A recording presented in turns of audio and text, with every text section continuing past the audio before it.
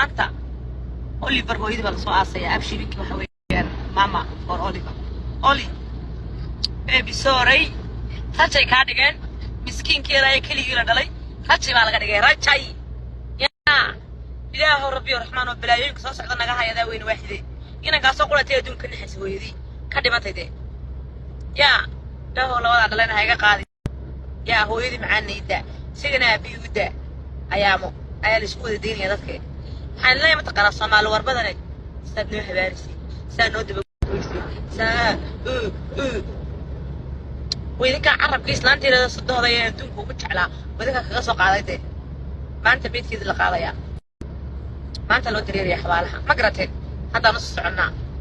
anyway waxaan leeyahay mataqaanaa carabkiinan iyo hadal haytiinana taan oo hadal haysaan insha Allah billahi ilaahay idinka ku siciliyo hoostiina madow la hela intaan idinka maqnay wanaga wadinka qurux badnay waanu qurux badnaanay waxaan kugu dhahnay cuntadii aan cunayna deeqday labadii kiilaan ugu jiraan ka soo baxnay ishiini iyo alladiini iyo xagee ka dhacday xagee martay dambana isheeda ma saartan dambe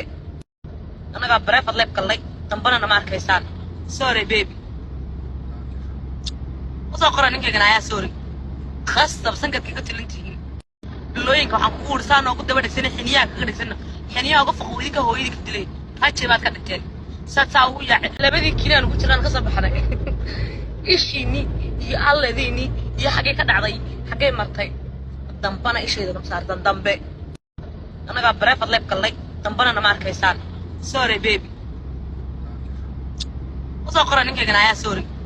خاصة بس إنك كي قتل أنتي اللوين كم حقول سانة وقد بدك سنة حنياك غير سنة حنيا وقف خويك هو يدك تلي هاي شيء ما كان تاني ساتساوي يعني